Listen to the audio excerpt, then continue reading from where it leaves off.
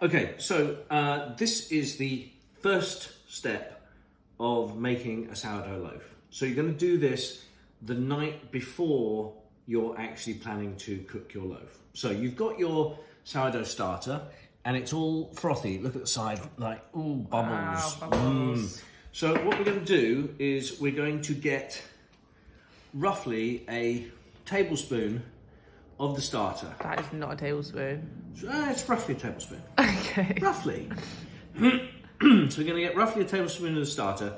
We're going to put it in a bowl. How do you think? It's more or less? Way more. I think Way it's more. 2 tablespoons. Might I think that's 2 tablespoons. I might be generous. With my tablespoon. Anyway, the starter, remember, is a 50% strong white, 50% rye flour starter. And what we're going to do is, effectively, we're going to make a bigger starter, or a levain, and we're going to do that by adding, what I'm going to do is I'm going to add just 25 grams of strong white, and I'm going to add 25 grams of rye flour. So I will have added about 50 grams of the 2 flours together. And then I'm going to add the exact same amount of warmish water, okay? And I'm just going to add that in,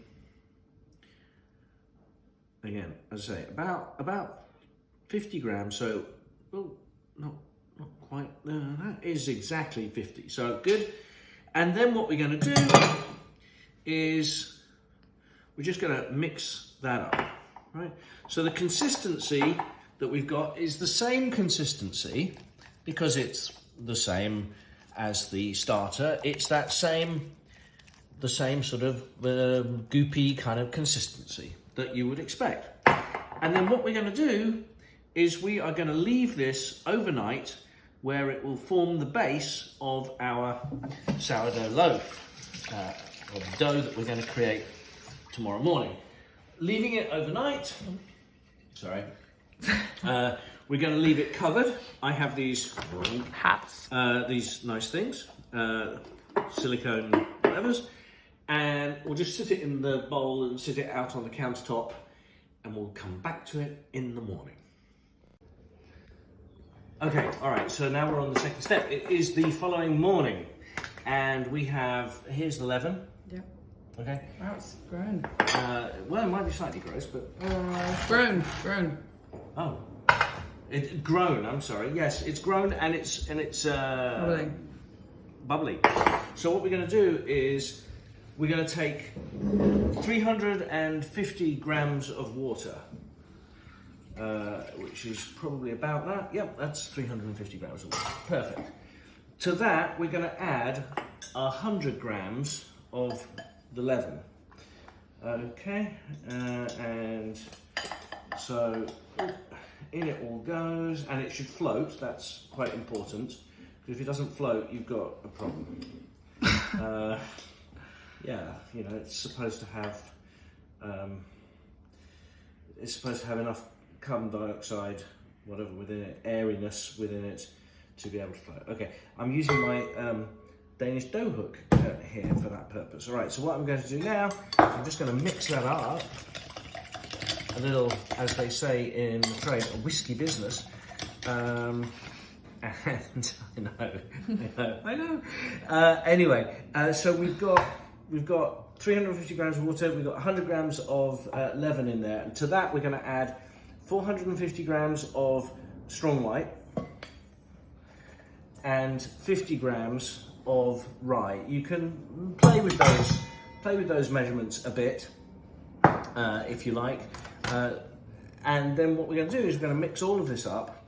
And this stage that we're at now is called the autolyse, or autolyse part of the process. And the goal here is to introduce all of the flour to the liquid, to the water. And we're not going to add any salt just yet, right? We're just going to try and get all of the flour and water in contact, each one with the other. And then we're going to leave it for 20 minutes, 40 minutes, something along those lines, before we then add the salt in. So I'm just gonna get that off my Danish dough hook like that, and we're just gonna cover it in the usual way with the appropriately sized cover and leave it for 20 to 40 minutes before we come back. So here's the quick next step. After the autolyse, what we're going to do is we're going to put 10 grams of salt into the autolysed dough as it is. We've got our hands wet with some water so that the dough doesn't stick. And we're just going to mix in the salt into the autolysed dough and make sure that there's nothing sticking around the sides. And then we'll put the lid on this again, and then every 30 minutes or so for the first hour or two, you're going to do a turn. And the turn of the dough is just going in one side, rotate through 90 degrees, in another side, rotate through 90 degrees, in another side, rotate, and in another side, rotate. And what will happen is, over time, this dough will become stretchy, glossy, all the glutens will be developing, and those turns will become smoother and smoother. So the next couple of hours, every 30 minutes, and then after that, a couple more times until it's finished the bulk fermentation. Okay, so now the bulk fermentation is finished. How do I know that? Enough time has passed. The dough, you see, like you get little bits of bubble happening. On the side, look at all those bubbles. Lots of bubbles on the side. If I poke it, it feels like it's done. Right, okay. So what we're going to do is, you may remember this from before, this is the bench rest point. We're going to put a bit of flour on the counter, and we're going to turn this dough out onto the counter, like so.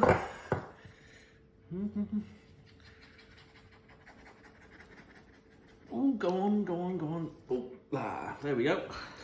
And yeah, that feels pretty good. So we're going to form it into some sort of a shape, but not overdo it, because what we're going to do is we're going to leave it on the counter now for about 10 minutes, and we're going to leave it on the counter, flipped over, using the bench scraper thing.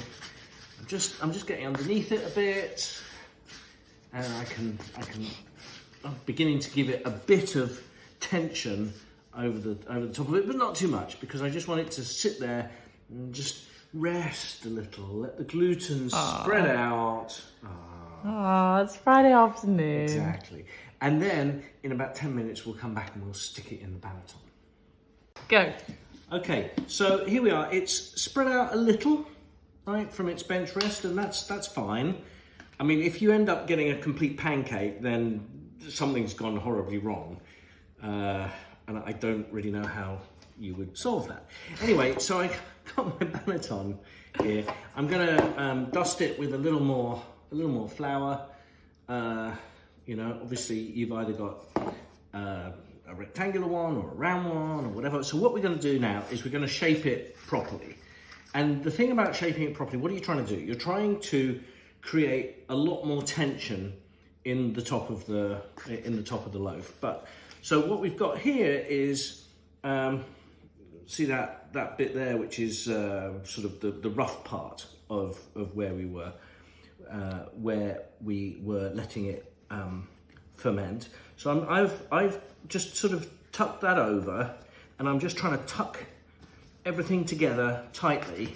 You can use your little bench scraper to just try and give it, and you see when you create the tension in the top, you get sort of bubbles in the dough where it's secreting some of the CO2. Anyway, I think for a rectangular dough, it's a lot easier, frankly, doing it for a circular one, but for a rectangular dough, that's probably about good in terms of the tension I've created. And what I'm going to do now is I'm going to pick it up and flip it over into my banneton. All right, so there is still a rough bit there of the dough, and then I'm just going to put this over the top of it so that it isn't. What you don't want to do at this point is like put complete plastic or something like that over it. It needs to have some air, but you're gonna just leave it there so that it doesn't get. I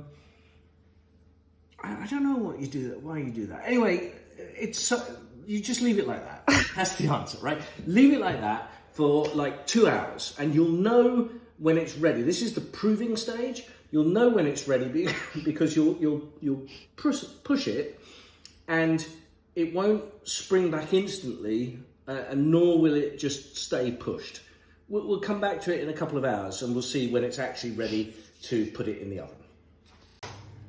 Yep. So what we've done is we have preheated the oven. The oven is on highest possible heat, and I've put my nice cloche in the oven to get hot, and it is on the highest temperature you can make it. All right, so let's see how we're doing here. Oh, look at that. Wow. So that is probably a bit stickier than I might have probably wanted it to be. It's good, I like it. And it isn't quite, it's maybe been proving a little too long, but you know, I've had some calls that I needed to get on. So the bread cannot be the primary determinant of the day. So what I'm going to do, so I've just put, so this is polenta, which I put onto my pizza peel, which is the easiest way of doing this next step. So what I'm going to do is I should take my cloche out of the oven.